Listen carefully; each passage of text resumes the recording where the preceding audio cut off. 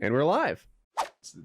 Yeah, I can that's still actually an excellent point. Early epic mealtime one. It must have been when you were, like you were saying, almost 300, and watching it. And I didn't know you very well. I think we'd maybe not even ever spoken, and just watching and being like, man, this guy is going to have some like heart problems, and he's going to come back and be 15 pounds heavier every month until he's like with a sleep apnea machine on and like doing that like Newt Gingrich like throat waggle and until like I like get rolled in on those scooters that people like, use at like Walmart when they're too fat. Yeah, a rascal. You'd be sitting there with a bottle of Jack in your hand and sitting in a rascal.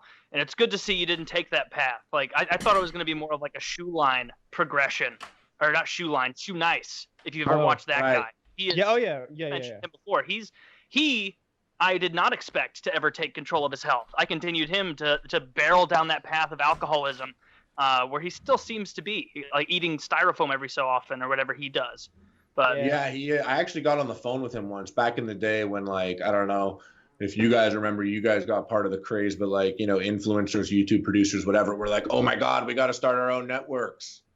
I don't know, Kyle, if you're ever like, oh, I got to get like 15 kids shooting guns and upload it to my channel and just have content. And, I was like, oh, you know what? I should go find like epic people in the food world.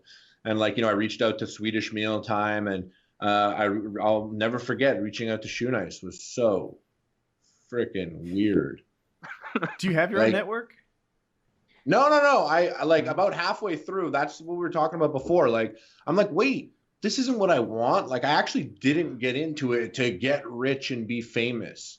That was never the point. The point was that, like, I would rather just joke around on set, with my buddies coming up with goofy things and filming it and editing it. I love editing and, like, laughing about it. Like, that's what I want to do. That's the job. It was never like, oh, I'm going to be on TV because then I'll be a famous star. You know what I mean? It just wasn't the goal.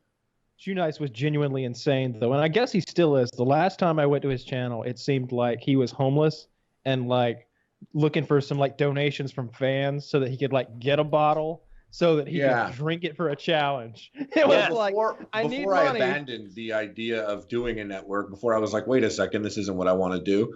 I had called him up, and he was like, it's just so strange. Like it was like there was a woman yelling at him. And he was yelling back, and then like the phone just hung up. Shut up! Yeah, and then the phone just hung up, and then like it called back like a minute later, and I was like, "Hello," and I literally heard him. I knew it was him. He was like, "What up?" And I was like, "Whoa, different guy." I'm like, "Hey, Shoenice?" And he was like, "What up?" And I was like, "Yeah, blah blah blah." I was like giving him the whole thing, and then this girl comes in. This woman starts yelling again. Phone hangs up. I call back, number's disconnected. Like he hits me up on Twitter to call him again. And I was just like, well, that was wild. And if you watch his videos, it looks like he's bouncing around couches or something. I'm not sure. There was a brief period of time where he was training to beat me up. I don't know if you guys remember that. Didn't go well. It never happened. I was like, oh my God. I'm like, he might, like, if he does fight me, like I could probably kill him, but he might die just training. Yeah, I thought for the longest time, because I watched his channel when it was exploding off the start, when he was just guzzling bottles of vodka and shit. We were in, and I really thought we were all watching it. Yeah, I was just thinking like, man, this guy's a really good performer. How's he like keeping that down and not showing his face? Because he would actually lift it up and show it. And it wasn't until he made videos of like, I'll do another video of drinking if one of you will send me a bottle of Patron, that I'm like, oh, this is an actual alcoholic streaming himself drinking for money. He doesn't even have enough to buy a bottle to drink quickly on camera to make money for more alcohol. Thank you. Yeah, thank you. Thank you. We actually said that for like a year, like just behind the scenes at Big Mealtime. Pass that right there, and someone pass it like, thank you. I ran the math on his channel. He should be making about 50 grand a year based on his views and CPM, I'm guessing. So he shouldn't be homeless. Monetize a lot of that madness. No, you know what? I saw one time I don't know if it was in a vlog or someone else's channel. He was like, "Oh, I don't have any money. I need money." And he was like, "Can I borrow your phone to upload a video?" Like he needed money, so he needed to upload a video, like, because then it'll get AdSense on it. It was like, oh, I need to upload right now, like I'm on empty. And So like, So yeah. he really didn't have a lot of foresight then in the money making. It was like, you know, paycheck to paycheck YouTuber of like, fuck, I'm out. Hey guys, Shoenice here. I don't know what's nearby. I'm gonna eat this. I'm gonna eat this today. It's an old paper plate. Just leave a like. You know? I remember when he was at his peak because we were all in Chicago at that paintball thing, and I was like, look at this shit, and like it was me and you and Trevor and a bunch of people, and it was just shocking to see the things he was doing, and there were like maybe 15 good videos on his channel that you could just watch one after another, and they all had like 150 to 300,000 views, and they were growing because each one was more awful and scary and ridiculous than the next. If you're out there and you've never heard Shoenice, yeah, the guy would like, you know, he's like, I'm gonna eat the birthday cake, but candles and all, and yeah, they're lit. You know, just it got ridiculous. He's eat like a caulking gun. He would eat the whole thing of caulk.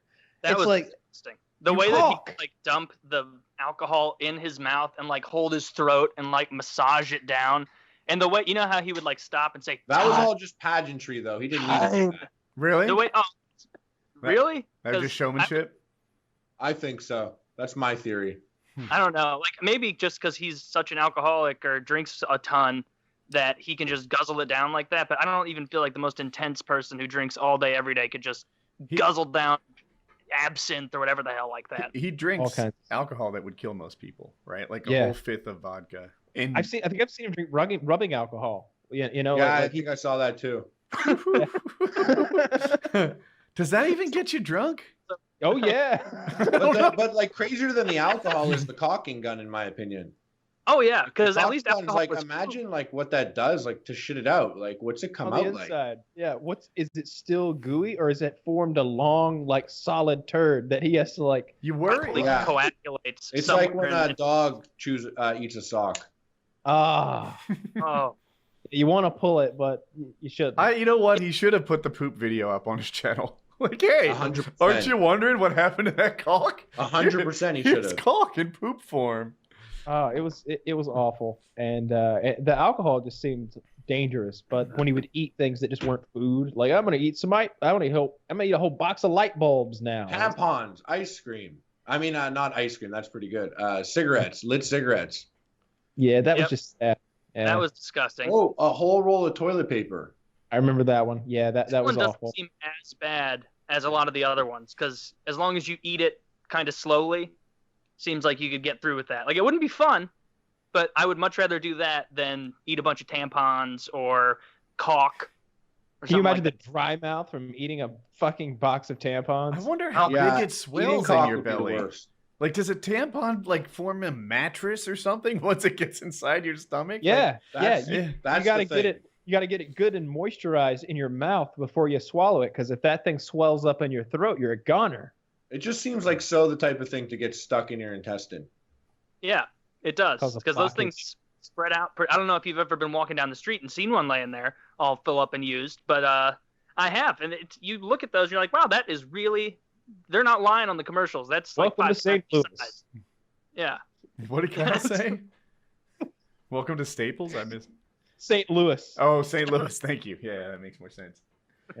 Yeah, not Staples. They haven't never seen a used tampon on the streets of anywhere, and I've been into some rough places. Are you serious? I've seen one. It's not like it was a habit thing, but it was not a good area. Like, was it bloody? Like it was it, or was it just a discarded tampon, or was it a used tampon? There's a difference. It was used. Oh. I didn't like go up and inspect it because that's revolting, but I definitely. I would have to imagine pennies. Was it salty? Yeah. Dude, probably tasted like a handful. In the 1980s in New Jersey, right? Not anymore. It's not true, but they used to dump the trash out in the ocean all the time. New York City dumped their trash in the ocean. Parts of New Jersey would dump their trash in the ocean. It was just what they did with trash. So, and I don't even know if these are a thing anymore, but like the plastic tampon applicator, are you guys familiar with that thing? That fucking thing was like the New Jersey seashell. Like the whole beach was just covered. Like the plastic tampon applicators would rush in, and I couldn't go surfing without stepping on 3 tampon applicators on the New Jersey beach back in the 80s. That's disgusting. Yeah. What's the New Jersey beach?